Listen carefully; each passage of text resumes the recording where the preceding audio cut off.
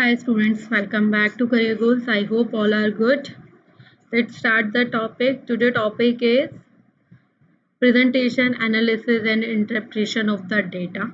ठीक है, अब लास्ट की 2 या 3-4 क्लासेस बची हैं जिसमें आपका जो भी चीज़ें रह गई हैं वो कवर की जाएंगी, सारी चीज़ें कंप्लीट की जाएंगी इन लास्ट की 2-3 क्लासेस में ही। ठीक है, ज़्यादा कुछ नहीं बचा है अब के लेक्चर्स में। मैं आपको पहले बता दूं, शायद मेरे ख्याल से 2 या 3 लेक्चर्स आगे और अपलोड किए जाएंगे, बट उससे ज़्यादा लेक्चर्स जो हैं वो अपलोड नहीं किए जाएंगे क्योंकि उससे ज़्यादा कुछ है भी नहीं अब आपको पढ़ाने के लिए पेपर फर्स्ट। ठीक है, फर्स्टली इस लेक्चर में आपको बताऊंगी what is the presentation, what is analysis, what is interpretation, ये तीनों चीज़ें हम एक्सप्लेन करेंगे। तो फर्स्टली प्रेजेंटेशन क्या है? ये एक प्रोसेस है of organising data into logical, sequential and meaningful criterias and classification to make them to study the this. ठीक है, ये एक पूरा प्रोसेस है जिसमें जो भी आपके पास डेटा प्रेजेंट है, कोई भी आपके पास डेटा है, for an example of data आपके पास प्रेजेंट है, एक्स नंबर ऑफ डेटा आपके प्रेजेंट है, उसको आपको एक लॉजिकली, ठीक है,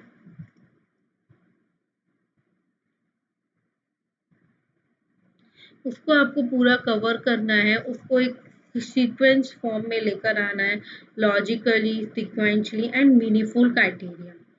एक मतलब का बना हुई चीज प्रॉपरली उसको आपको क्लासिफिकेशन देना है, उसके प्रोसेस को पूरे उसके डेटा को आपको सब कुछ एक मीनिंगफुल तरीके से, लॉजिकली तरीके से एक अरेंज करना है। ठीक है, उसको हम लोग बोलते हैं presentation. They are the 3 ways of presenting data. बहुत सारे तरीके होते हैं कि किसी भी डेटा है, कोई भी आपके पास मैटर है,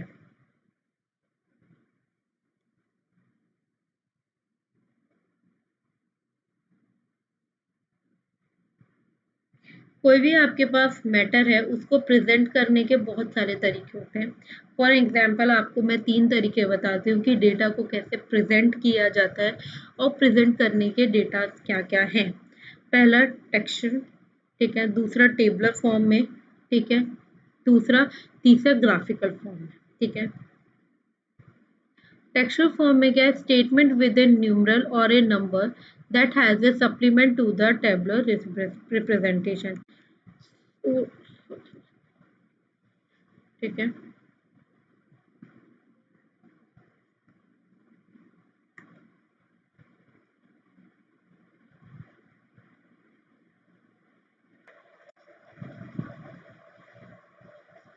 ठीक है, तो ये 3 तरीके हैं। स्ट्रक्चरल मैंने बता दिया, किसी भी स्टेटमेंट विद इन न्यूमरल और द नंबर, ठीक है, उस फॉर्म में।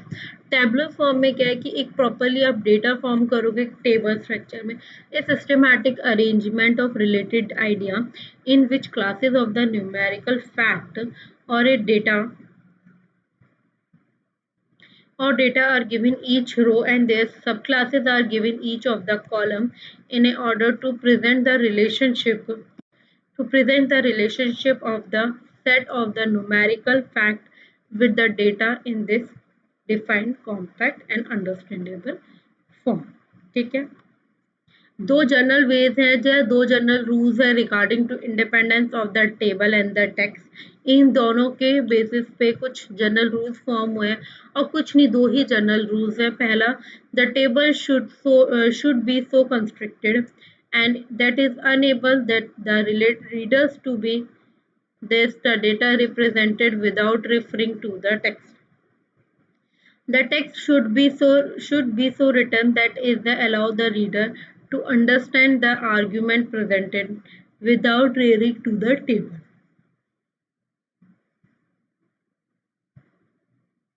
Graphical भी क्या है? It chart representing the quantitative variation or changes of variable in portrayable or diagrammatic form. ठीक है, आपको पता है कोई भी ग्राफ बनाते हैं हम लोग तो किस फॉर्म में बनाते हैं? इस फॉर्म में ग्राफ है, किसी भी टाइप ऑफ फॉर्म में आपको ग्राफ मिल जाएगा। तो या तो वो आपको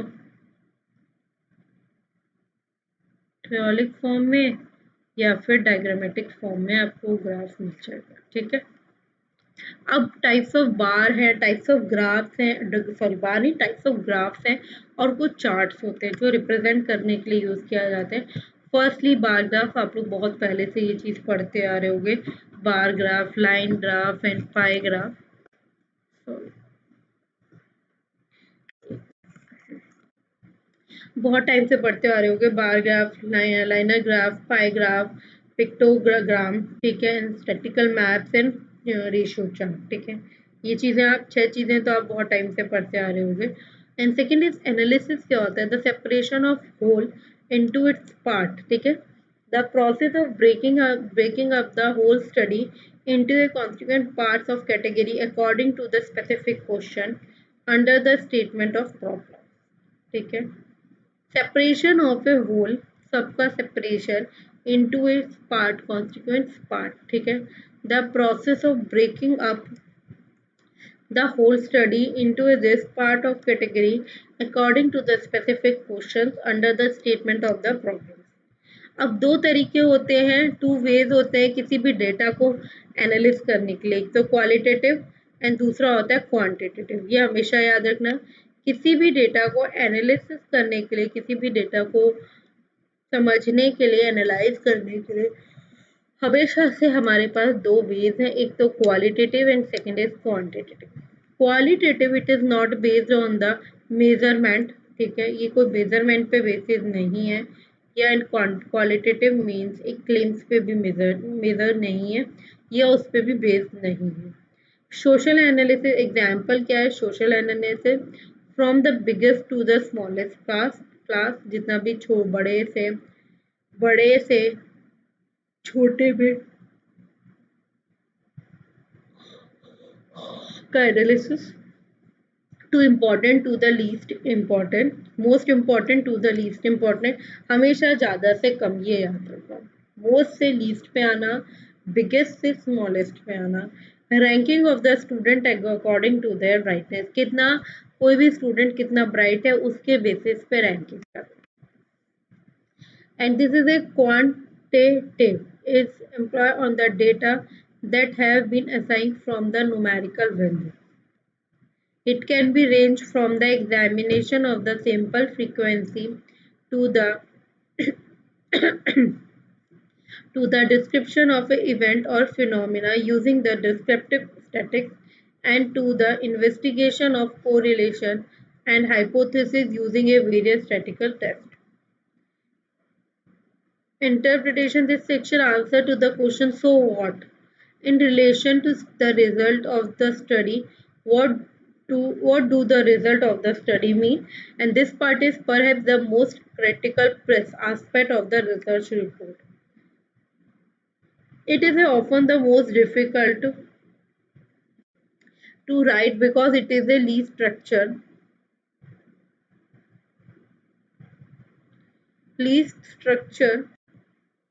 and this section demand of the creativity for the researcher. जितने भी researchers हैं या जो भी है, ये section क्या demand करता है? Creativity demand करता है, ठीक है। How do we interpret the result of our study? Tie up the result of the study in both the theoretical and the application by the pulling together conceptual and the theory framework, the review of the literature, and the study of potential significance for the application. Exam में summarise करना, interrupt करना, justify करना किसी result को, and draw करना उसका interference. Consider the following. पहले summarise क्या है? ये एक टेक्निक है। Enable the reader to get a total picture of finding in summarised form and help to orient the reader to discuss follow that. Short form में आप ये बोल सकते हो कि पूरा किसी भी को भी अपनी पिक्चर शो करने से बेटर है कि आप उसको पहले एक छोटा पार्ट दिखा दो, छोटी समरी फॉर्म में समझाते हैं। फॉर एन एग्जाम्पल, पूरी मूवी रिलीज होने से पहले हमारे पास एक ट्रेलर आता है, ठीक है। वो ट्रेलर क्या है? वो एक समरी पार्ट है उस मूवी का। किसी भी मूवी का जो ट्रेलर आता है कॉल्ड ए समरी पार्ट, जिससे आप इजीली समझ सकते हो हाँ भाई इस मूवी के अंदर ये चीज होती है या ये चीज होगी, ठीक है। तो उसको हम लोग क्या बोलते हैं? Summary part. Question interrupt is a question on the meaning of the finding and the methodology, the unexpected result, and the limitation and shortcoming of the study should be answered and be interrupted. Integrate ये भी क्या है? This is an attempt or to put the pieces of the together. Often the result of the study are disparate and not seem to the hang together. In this discussion, attempt to bring the finding together to exact meaning and the principle.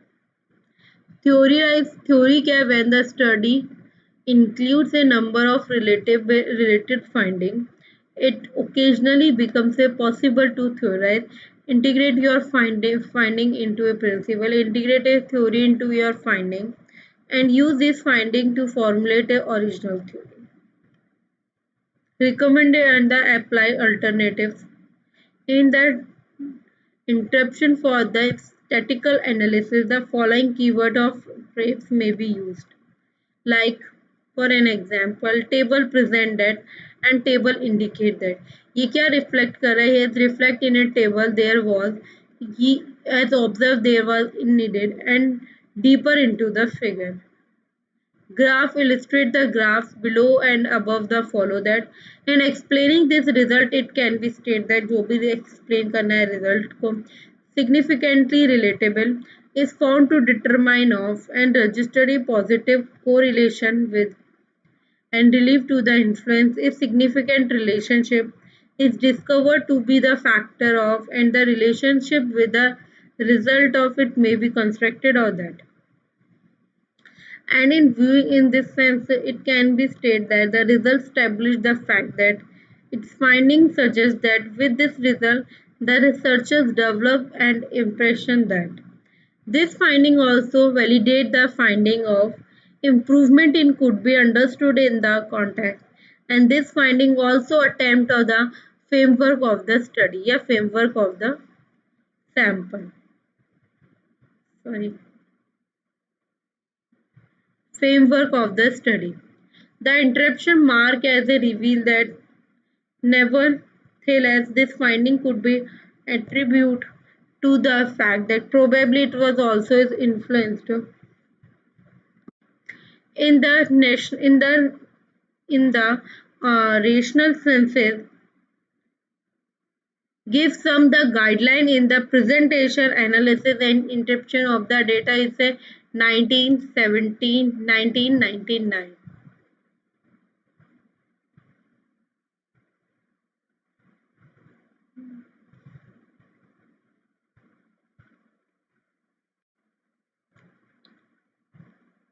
ठीक है. The chapter is organized and divided into several main components of the topic, each of which is titled according to the sub-problem or the hypothesis statement. Second, present only relatively data. In reporting data, choose the medium that we represent them effectively.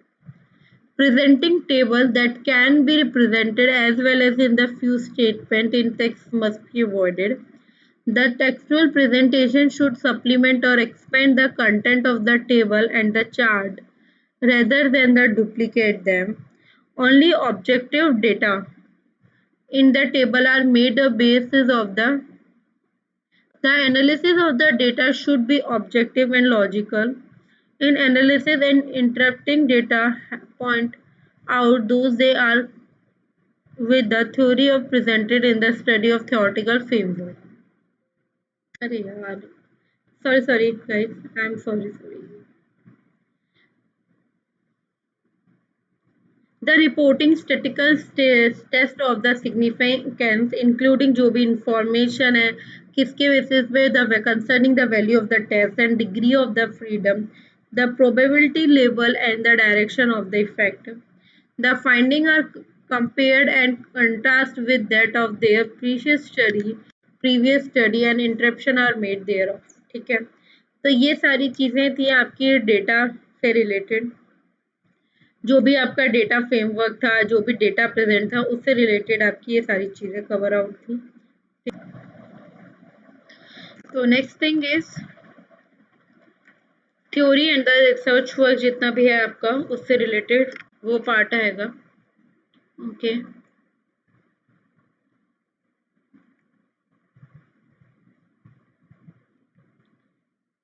Scientific search for the hidden but a universal and the unchanging principle. दो main approaches होती हैं. ठीक है, एक first is a scientific, second is a humanity. दो आपके पास अलग अलग आपकी अप्रोचेज हैं जो आपको यूज करनी है इसमें, ठीक है। Expressing this another culture from the personal view and can the to complement each other, ठीक है। ओवरव्यू क्या होगा, बेसिक मेथड और जितनी भी टेक्निक्स यूज की जाती हैं, फर्स्टली वो बेसिक टर्म जितनी भी रिसर्च और थ्योरी में यूज की जाती है वो, बेसिक प्रिंसिपल साइंस से रिलेटेड जितने भी आपके प्रिंसिपल है वो, the six fold test for running the position and scientific और एक्सपेरिमेंटल के बीच का जो भी डिफरेंस है, जो भी एक्सप्लेनेशन है वो।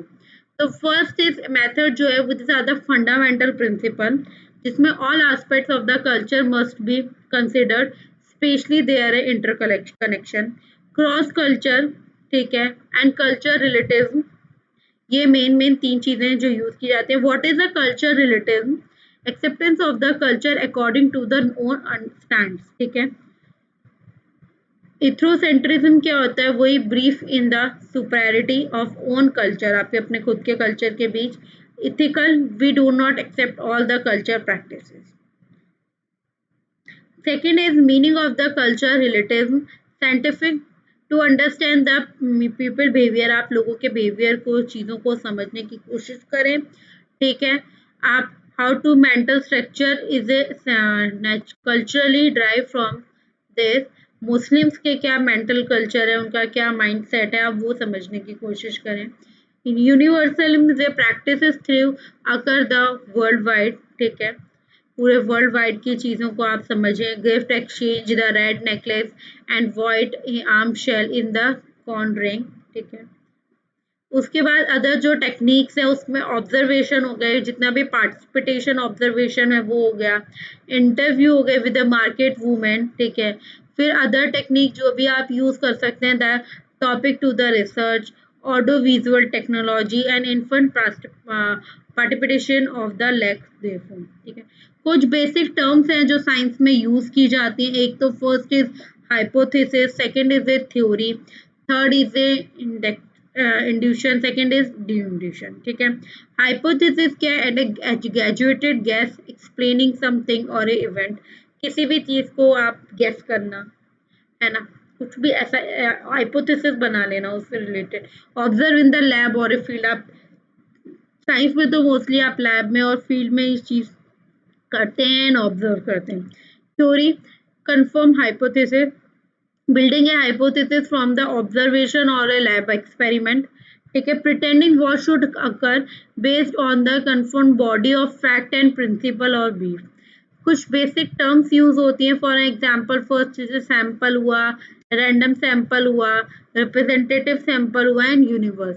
सैंपल क्या है, is a part of the population selected for the research. Random sample, one in which everyone sorry guys, one in which everyone has a chance to bring this. Representative sample, one in which all groups are the included.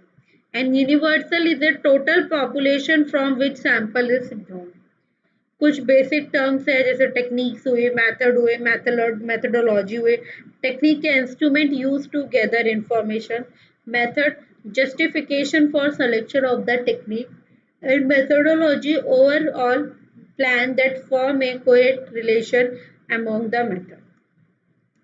ये पूरा आपका hypothesis है कि आप किसी भी चीज़ की hypothesis जो है वो कैसे फॉर्म करते हैं, कैसे डेवलप करते हैं। कोई भी जनरल प्रिंसिपल है, ठीक है, उसके बारे में आप बोलेंगे। देन प्रिडिक्शन होगा, फिर एक स्पेशल इंडिविजुअल इवेंट होगा, देन आप उस पर ऑब्जर्वेशन करेंगे, फिर इंडक्शन होंगे एंड फिर जनरल प्रिंसिपल आएगा। तो वही साइकिल है जो आपकी गोल गोल ऐसे घूमती रहती है किसी भी चीज के हाइपोथेसिस को लेके एंड हाइपोथेसिस को डेवलप करने के लिए। कि कोई भी चीज की हाइपोथेसिस कैसे डेवलप होती है, वो यही चार पांच प्रोसेस है जिनके वजह से ये चीजें डेवलप होती है, ठीक है। कोई भी हाइपोथेसिस, टेस्ट हाइपोथेसिस क्या, रिकॉग्नाइज ए प्रॉब्लम, आप प्रॉब्लम को रिकॉग्नाइज करो, आप उसको ऑब्जर्व करो। कोई एक्सपेरिमेंटल थ्रू है तो वो करो, थियोरटिकल है तो कोई थियोरटिकल फॉर्मुलेशन के थ्रू है तो आप वो वर्क करो। फिर रिव्यू करो अपने साइंटिफिक वर्क को, जो भी कोई आपने एक साइंटिफिक वर्क किया उसको रिव्यू करो। फिर उसके बाद hypothesis and prediction of the likely outcome of the hypothesis, ठीक है। फिर एक्सपेरिमेंटली और more observation to the test prediction, फिर हाइपोथेसिस, फिर एक्सेप्ट करो उस जो भी आपने थ्योरी बनाई है, जो भी थ्योरी आपने फॉर्म करी है, जो भी आप चीज़ें स्टार्टिंग से रिकॉग्नाइज करने के बाद, समझने के बाद, ऑब्जर्व करने के बाद जो भी थ्योरी पे आप पहुंचे हैं उसको एक्सेप्ट करें, उसको कंसिडर करें, ठीक है। पहले में ऑब्जर्व करना, देन सेकंड में कोई भी साइंटिफिक मेथड है तो उसको ऑब्जर्व करना, थिंक को या किसी इवेंट और फील्ड को ऑब्जर्व करना। सेकंड फेज में डेवलप करना है, develop an explanation. Third is gather the relevant data, फिर relevant hypothesis with data and फिर रिपीट करना उस प्रोसेस को, फिर एक्सेप्ट करना हाइपोथेसिस को, रिजेक्ट और मॉडिफाई दिस, ठीक है। Scientific scientific scientific scientific methods क्या क्या है, जो भी थ्योरी है can be told as a new information come in, therefore जितनी भी टाइप्स की थ्योरियां, the probabilities and none can be started with finality, today theory can be tomorrow dustbin, ठीक है। 6 वेज टेस्ट है हमारे पास, उनकी क्या।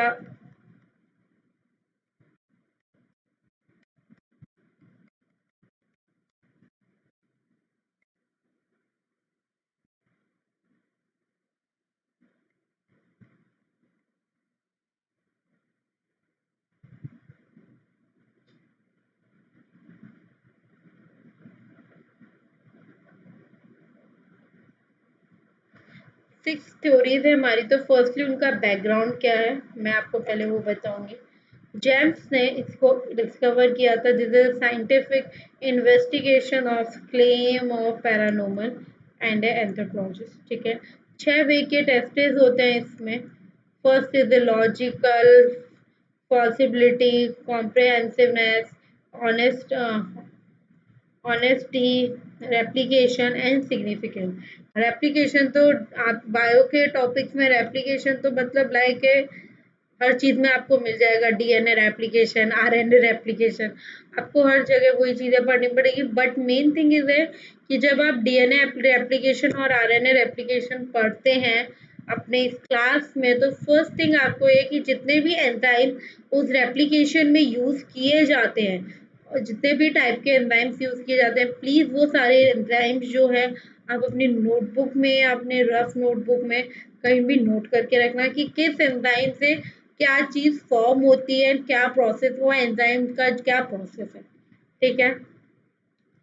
Possibility क्या होती है, does not mean to cook or fuzz the data. The hypothesis must so started that is unsupported, it is a rejected.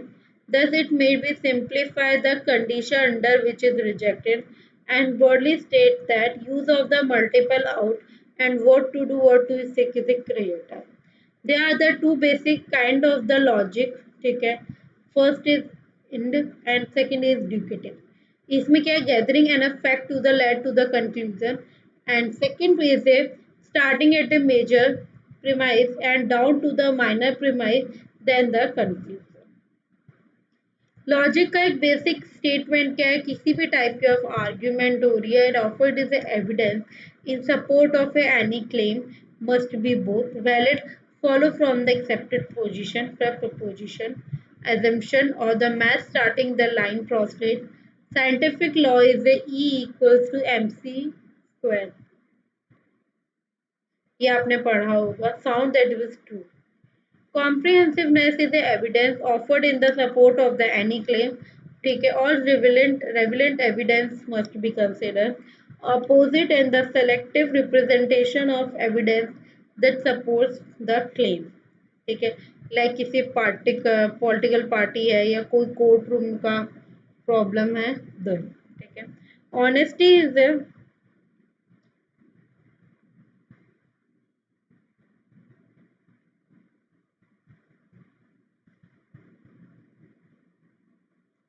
Honesty is evidence must be without either or the self depreciation to the device. Example of the around the dishonesty is strong such as the finding to support the PAT theory.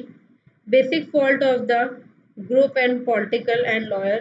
Honesty could only lead to the better hypothesis is better to explain the any type of fact and any type of truth. Replicability to verify the positive result, आप किसी भी positive result को verify करें। The experiment और the field research must be repeat, अगर कोई आपका experiment work है, कभी कोई भी बायो फील्ड में आपका कोई भी एक्सपेरिमेंट वर्क है, तो आप उसको रिपीट करके एक बार एग्जामिन करें कि वो चीज़ जो आपने की है अंडर आइडेंटिकल कंडीशंस, जो भी आपने उसको एक सिचुएबल कंडीशंस प्रोवाइड की गई हैं, उसकी वजह से वो सही है या उसका पॉजिटिव रिजल्ट है कि नहीं है। Control the experimental can be replicated, ठीक है। Restudy and less control, restudy does not done well, ठीक है, ये सब आपने पता ही है आपको, ठीक है। Evidence must be support to the any claim, burden of the proof is a claim, expert testimony is never educated, ठीक है। An extraordinary claim require the extraordinary evidence, जितने भी आप क्लेम एक्स्ट्राऑर्डिनरी कोई क्लेम लगाएंगे तो आपको एक्स्ट्रा ऑर्डिनरी एविडेंस तो हमेशा ही शो करने पड़ेंगे, ठीक है। ये तो आपको इन जनरल में, आपको साइंस फील्ड की आपका ये जनरल भी आप पढ़ेंगे तो भी आपको पता पड़ेगा, आप लॉ में भी हैं तो भी आपको ये चीज़ पता होगी कि ये तो आपको करना ही पड़ेगा।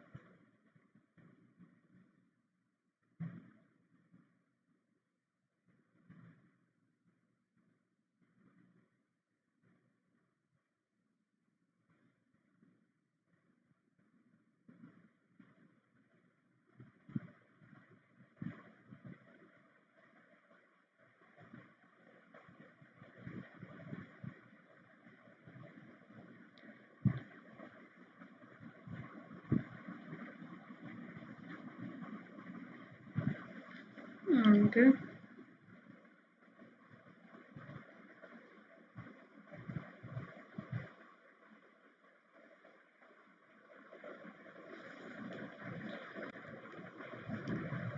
ठीक है।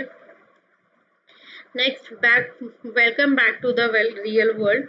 The test demand a perfect world. Real world, the field is not a lab.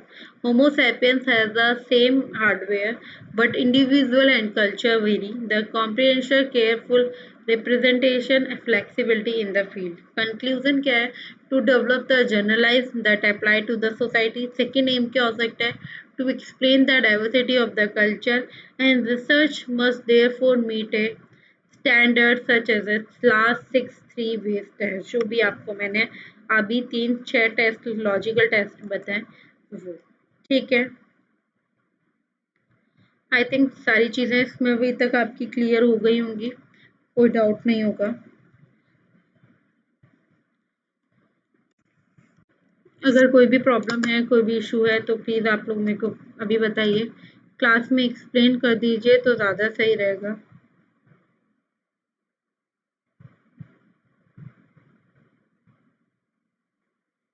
अगर किसी को भी कोई डाउट दिख रहा है तो अभी, क्योंकि आज जो आप लोगों ने क्लियर करे हैं topic, there are 2 types of topic. First is जो था आपने उसमें से लिया था, एंड सेकंड जो है वो आपका किसकी थ्योरीज पे तो नहीं बोलूँगी, आप इसके मेथड्स पे जा सकते हैं, ठीक है। मेथड्स थ्योरीज पे आप बोल सकते हैं, ये उस टाइप के टॉपिक से। तो 2 टॉपिक आपने अभी आज की क्लास में क्लियर करे हैं।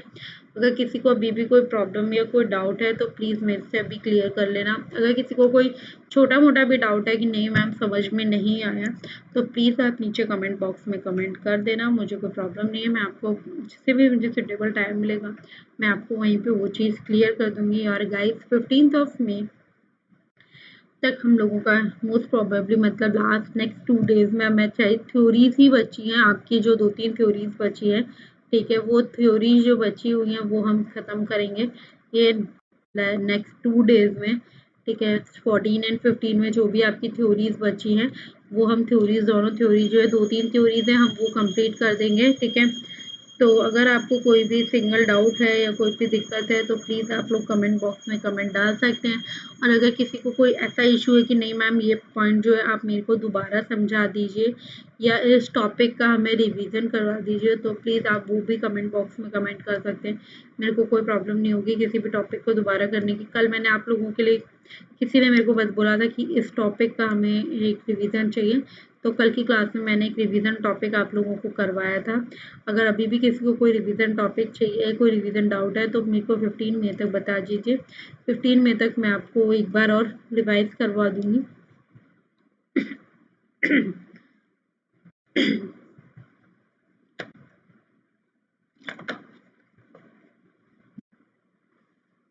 ओके, बाकी तो आपको बाकी चीज़ें सारी क्लियर है। Please like my video and subscribe this channel and please comment box में कमेंट कर देना कि अगर कोई भी प्रॉब्लम हो, कोई भी डाउट हो, कोई भी इशू हो या कोई भी पॉजिटिव कमेंट हो, फॉर योर चॉइस आप मेरे को कमेंट बॉक्स में कमेंट कर सकते हैं।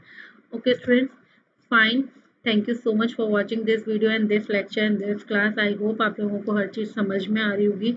बस आप लोगों से एक ही रिक्वेस्ट है कि आप लोग प्लीज़ प्लीज़ प्लीज़ आप लोग जो है प्लीज़ मेरे चैनल को सब्सक्राइब करके जाइए। पर बहुत हार्ड वर्क करते हैं हम लोग हर चीज़ के लिए, तो प्लीज़ आप लोगों से रिक्वेस्ट है कि चैनल को सब्सक्राइब करिए।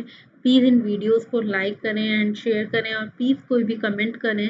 ठीक है, आप लोगों से बहुत लोग ऐसे हैं जो वीडियोस देखते हैं बट प्लीज़ लाइक नहीं करते, तो मेरी आप लोगों से रिक्वेस्ट है कि प्लीज़ आप लोग वीडियोस भी लाइक करें। Thank you so much for student for watching this video in this class. Bye and tata. Take care all.